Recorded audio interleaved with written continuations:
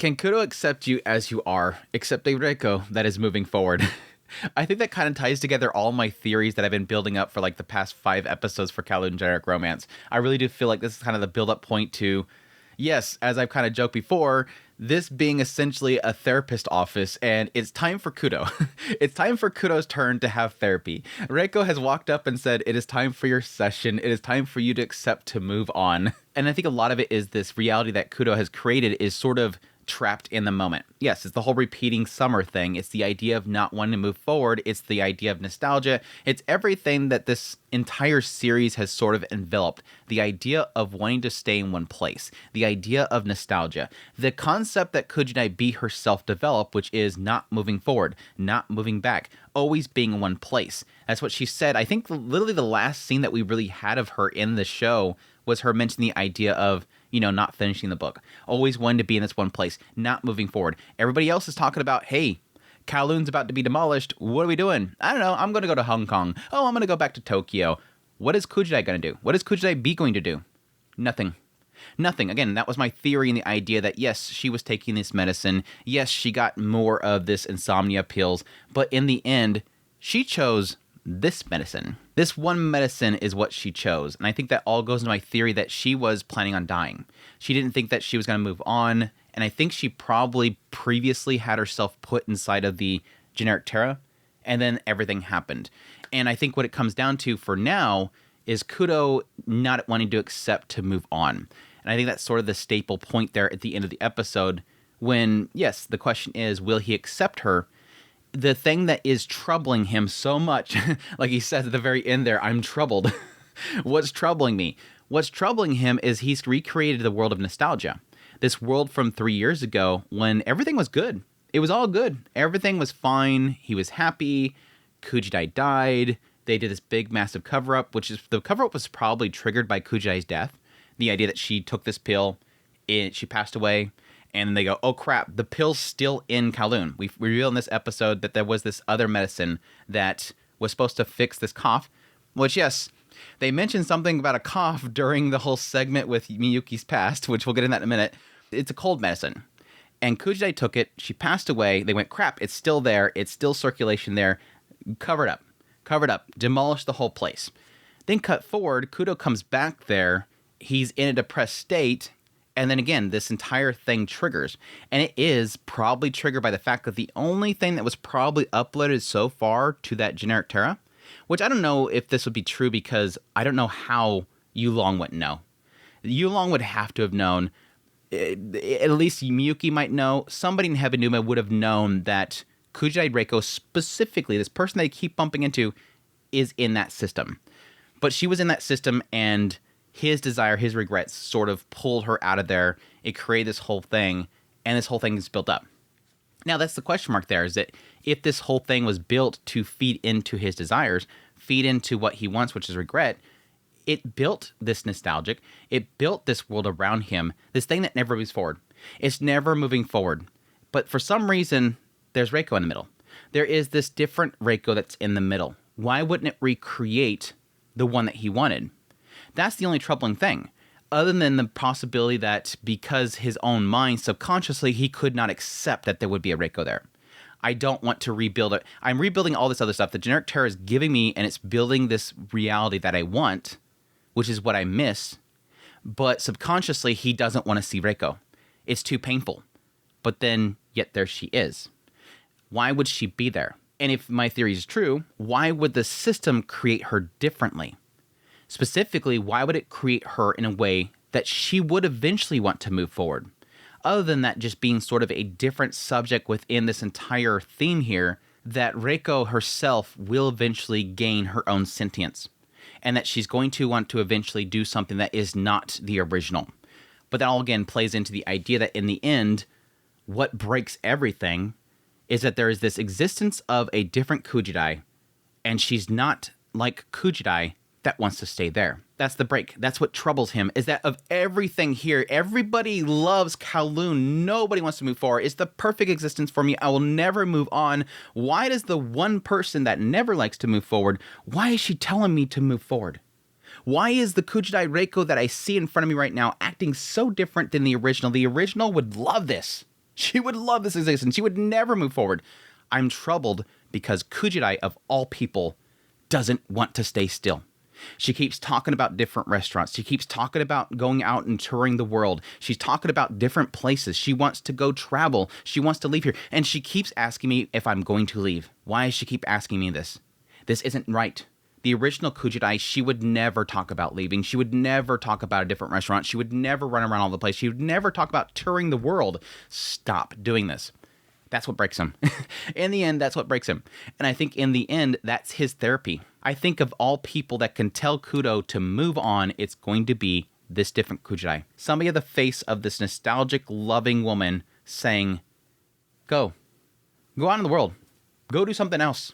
Leave this stuff. It's done. It's gone. It's never coming back. You need to leave me behind and leave. That's pretty cool. It's pretty cool in the end. I think it's a good message. Again, I think with all these characters so far, they've had good messages behind them with the idea of Zohei accepting yourself. No matter if your body changes, if you don't have to discard things, and even if you do leave them behind and you can't have them anymore, it's not as if it leaves you. That's the idea there. Yomei, the idea of going back and seeing her mother, undoing your mistakes in the past. Go back there, see your mom, just tell her what you think. Make amends there. And then, yes, with Miyuki himself and that massive regret that he has for leaving his mother behind. Which, let's get into that. This episode, we did get a little bit more into Miyuki. And the idea that, yes, he goes to KOWLOON. He eventually finds the clinic. The clinic is not built. Again, establishing here, Kudo created it. Kudo doesn't know about the clinic. Doesn't know what's inside of it. He didn't see Yulong putting the marking on the wall. He doesn't know about that. But additionally, seen this little brief scene where Miyuki goes into the clinic, sees his mother, and specifically the doctor says that she's got a cold. She needs to take it easy, but she's not going to listen to me. And yes, I'm going to prescribe some cough medicine, specifically cough medicine. Now, it could be a different cough medicine, but typically cough medicine, cold medicine kind of go hand in hand in a way. So I'm thinking what probably this was a sign here is that, yes, he gave her medicine that was from the Hebinuma group, which is the one that killed Kujidai B.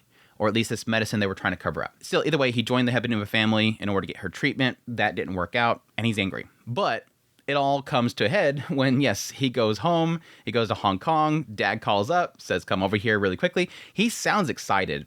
And I think that was sort of the telling sign. The moment that he answered that phone, the father sounds happy.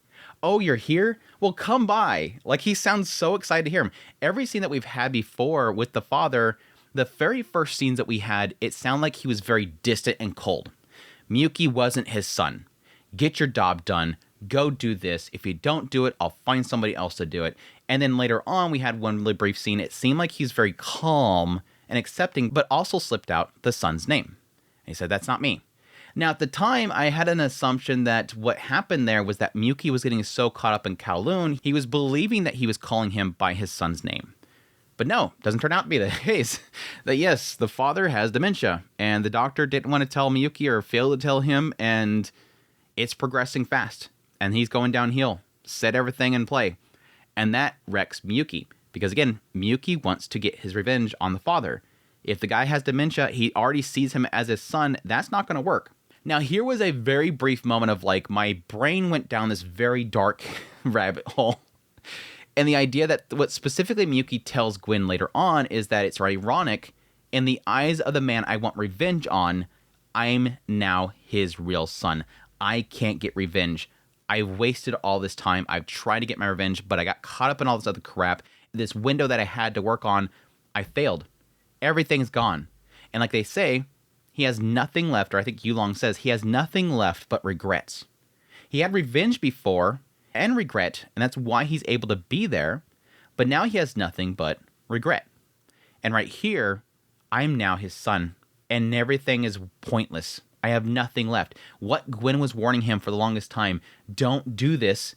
Yulong was saying the same thing. Don't do this. The doctor said the same thing. Don't do this. It's not going to end well for you. Because typically with these kind of concepts of revenge, what do you have in the end? When the dust settles and everybody's on the ground lying there dead, what do you have?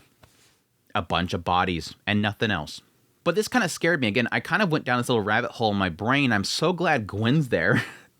Because my assumption in the direction that Miyuki was going right there for a brief moment was, if I'm now seen as the son of the man that I want revenge from, what next?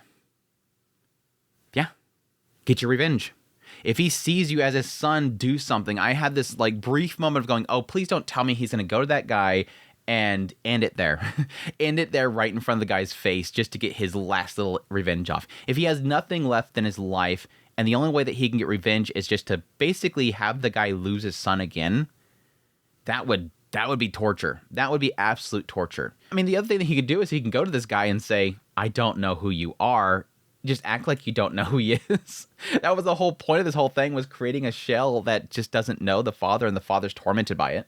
Anyways, it was a little bit heartbreaking, but again, I'm glad that Gwen was there just to basically say, hey, look, like I said before, I'm here with you. I'm going to be at your side.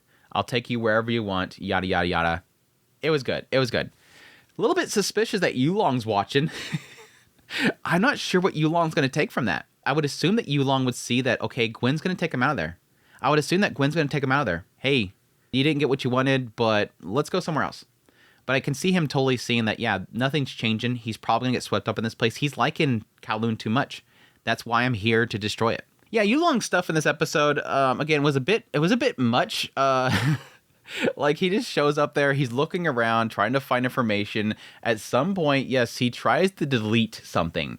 That was interesting. He gets there, and at some point, he brings out his little laptop, and he connects to the generic Terra.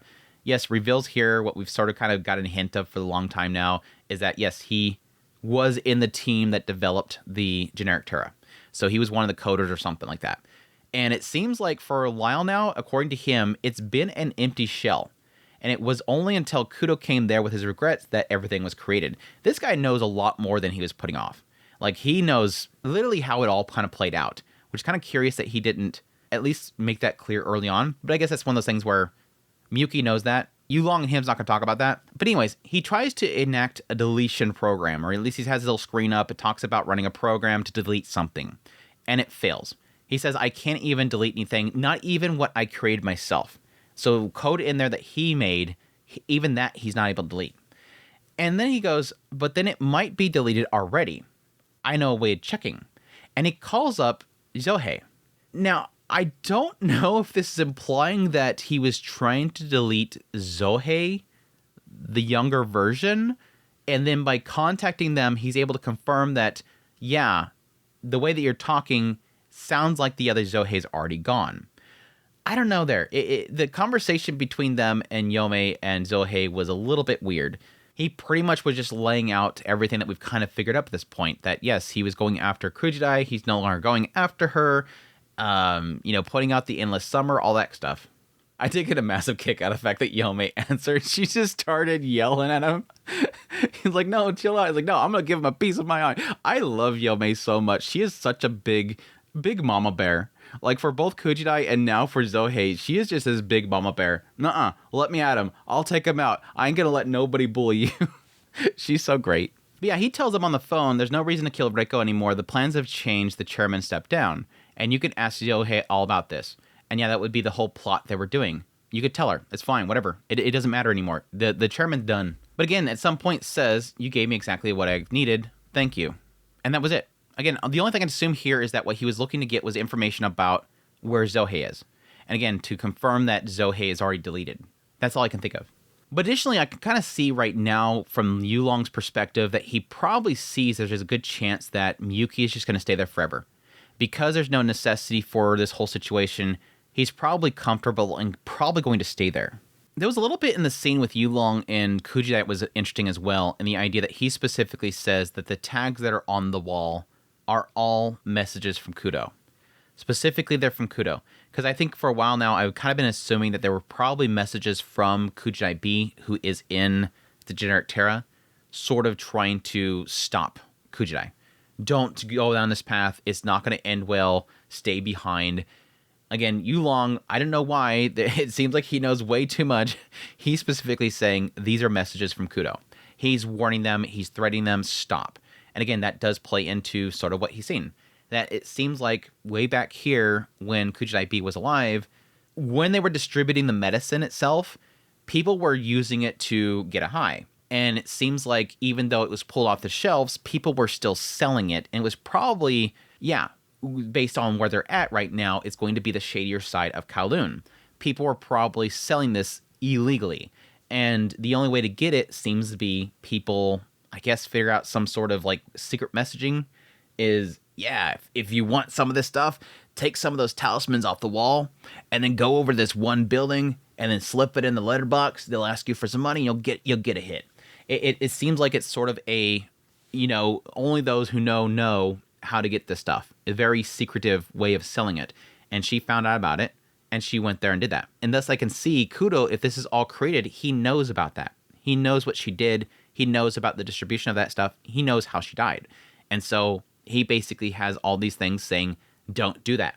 Stay away from this.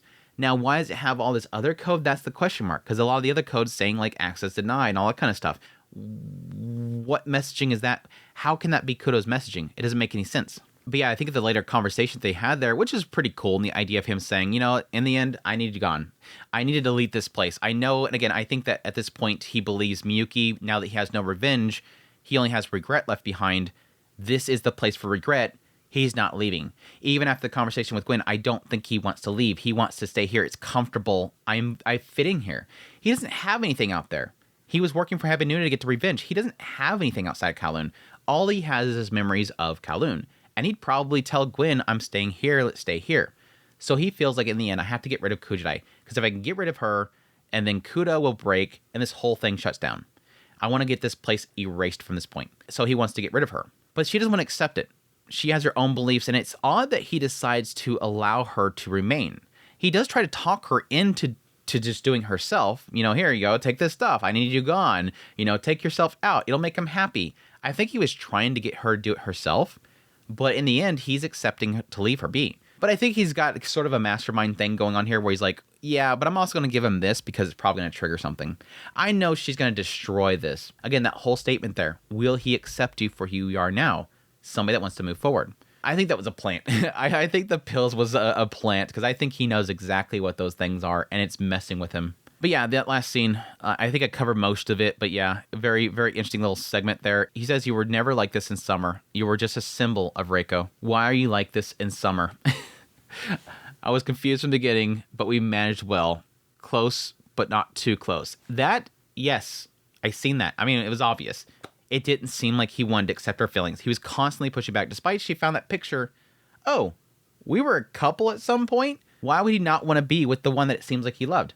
I don't want to get too close. And I think that sort of is keeping to the continuity of the world that he created. This summer right here is where I was with Kujidai B, and when we got together, that was the end of it, and maybe getting together will trigger it to all come to an end like it did last time. But yeah, we'll see where it goes from here. I think we've pretty much got a closure for everybody. I think if this world just deletes itself, I don't think anybody will mind except for what we currently have is Kudo and Kujidai. I think from Kudo's perspective, he's going to have to accept that she's gone, that she's dead. And yeah, just to move on. And not that that's really easy. That's easier said than done, but it does kind of make me worry because a single episode to have a person find closure and death is very difficult. And then we still have the other side of this, which is what happens to this fake Kujidai? Is she allowed to leave the place? If he does accept her, will she be able to leave? That's what they sort of, again, set up with Zohei. Zohei accepted his new self, absolute self, the idea of accepting the frills, and guess what? The frills went with him. So all I can think of is that either Kudo accepts that other Kujidai is dead, leave her out of your mind, move on with your life, and then accept the idea of a Kujidai that wants to move forward, and then accepting this new Kujidai to move forward will allow her to leave this fake KOWLOON. Because it does seem like this KOWLOON's disappearing. Everybody's disappearing, objects are disappearing, everything is going to be deleted, I see at this point. It feels like it's building towards that. But the question mark will be, will, in the end, he be able to pull Kujidai out of this? And the two of them accept the idea of moving forward. Through this new Kujidai, it will be Kujidai B learning to move forward, and through Kudo and experiences with this new Kujidai, gain the desire to move forward again that has sort of been taken from him with the loss of his loved one. Anyways, we'll see, but that's my thoughts on episode 12. Also very curious to see how the manga is going to end, because I did notice after looking at some raws of what's not been translated yet, it looks like things are quite a bit different, and I kind of assumed that was going to be the case, that they were going to all have hopefully the same ending, just possibly have them each sort of differently played out. Like I mentioned last episode, Zohei is not gone in the manga. The younger Zohei is still there, so it's already kind of showing a lot of things different, but we'll see how it plays out. But that's my thoughts on the episode. I hope you guys enjoyed this video. If you did, hit the like button down below. If you like this content and you want to support the channel, I have links in the description below. Greatly appreciate it. But until next time, y'all take care.